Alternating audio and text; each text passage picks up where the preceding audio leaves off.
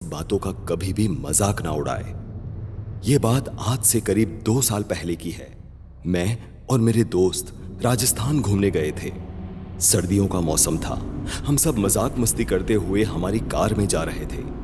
तभी हमारी गाड़ी को एक बुजुर्ग आदमी ने रोका। पूछने पर उन्होंने बताया कि उनकी गाड़ी खराब हो गई है, तो हमने उनको लिफ्ट दे दी। रास्ते में बातों बातों में उन्होंने हमें पूछा और हमने उन्हें जहां रुके हुए थे वो गांव और होटल का नाम बताया। तो उन्होंने कहा कि होटल जाने के 2 रास्ते हैं। एक थोड़ा लंबा रास्ता है जो सुरक्षित है, पर जो दूसरा रास्ता है वहां से जाने वाला उस गांव या होटल कभी पहुंचा ही नहीं। लोगों का तो ये भी कहना है कि अगर गांव में पहुंच भी गया तो फिर वो जिंदा बचा नहीं। हम सब उनकी बात सुनकर जोर जोर से हंसने लगे। मैंने और मेरे दोस्तों ने उन्हें समझाया कि भूत प्रेत कुछ नहीं होता, ये सब आपका वहम है, पर वो नहीं माने। रात का समय था, काफी लेट हो गया था। वो बुजुर्ग अंकल ने हमें उनके घर पर रुकने के लिए कहा। वो काफी डरे हुए लग रहे थे, पर हमने उनको समझाया और वहां से हमारी होटल के लिए निकल पड़े। रास्ते में हमने सोचा कि बुजुर्ग अंकल इतना मना कर रहे थे तो कुछ तो होगा वहां। लेकिन मेरा एक दोस्त जो गाड़ी चला रहा था वो बोला, अरे यार, तुम लोग भी किसकी बात मान रहे हो? भूत प्रेत जैसा कुछ नहीं होता, ये आज मैं साबित कर दूंगा। ऐसा बोलकर उसने गाड़ी को उस प्रतिबंधित रास्ते की तरफ मोड़ दिया। हम 6 दोस्तों में से सिर्फ मैं और मेरा बेस्ट फ्रेंड जय, हम दोनों ने बाकी चारों को बहुत समझाया, पर अब गाड़ी वो डरावने रास्ते पर आ चुकी थी। अजीब सा सन्नाटा था वहां पर। चारों ओर धुंध और धुआं था और तेज हवा चलने लगी। अचानक से भेड़िए की रोने की आवाज आई। एक अजीब सा डरावना माहौल हो गया। हम सब घबरा गए। जो दोस्त पहले बहुत बहादुरी दिखा रहे थे, अब वो भी थोड़ा सा डर गए थे।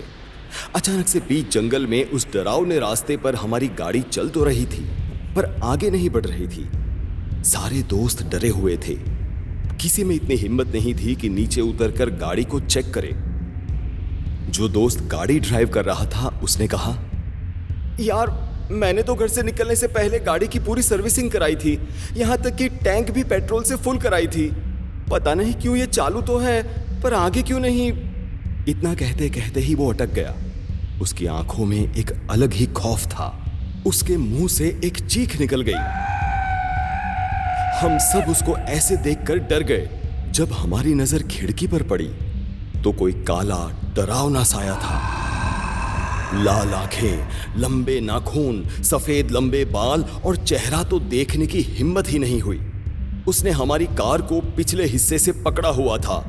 मेरे दोस्त ने कार को और स्पीड में भगाने की कोशिश की, पर उस डरावने साए ने इतनी जोर से कार को पकड़ा हुआ था कि गियर के बदलने के बाद कितना भी एक्सीलेटर दबाया, कार आगे बढ़ ही नहीं रही थी। हम सब डर के मारे कांप रहे थे। तभी मुझे मेरी माँ ने दिया हुआ हनुमान जी का पेंडेंट याद आया और मैंने उस साए की तरफ वो पेंडेंट दिखा दिया। पेंडेंट देखने के बाद उस डरावने साए की पकड़ थोड़ी ढीली हुई। हमने इस बात का फायदा उठाते हुए गाड़ी को फुल स्पीड में वहां से भगाया। उस साए ने हमारी कार को रोकने की बहुत कोशिश की, यहां तक कि जब मेरी नजर कार की विंडो पर पड़ी तो वो साया कार के साथ ही भाग रहा था। कोई कल्पना भी नहीं कर सकता था कि ऐसा कुछ होगा।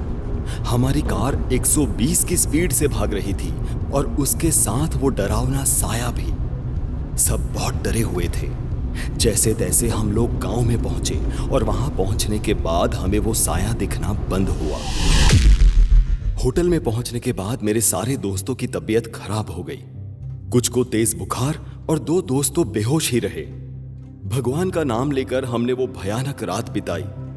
देर रात तक डर के मारे नींद नहीं होने के कारण सुबह सब लेट उठे। मैं मेरा दोस्त जो बेहोश था उसे जगाने गया, पर वो उठा ही नहीं। जब मैंने उसको पलटाने के लिए उसके हाथ को छुआ तो वो बेड से नीचे ही गिर गया। उसकी आंखें खुली की खुली रह गई थी और उसमें से खून निकल रहा था। वो अब हमारे बीच नहीं रहा था। उसको देखकर मेरे मुंह से चीख निकल गई। दूसरा दोस्त बाथरूम में बैठकर हंस रहा था। जब मैं वहां गया तो वो रोने लगा। हम सब मरेंगे, उसने रोते हुए बोला।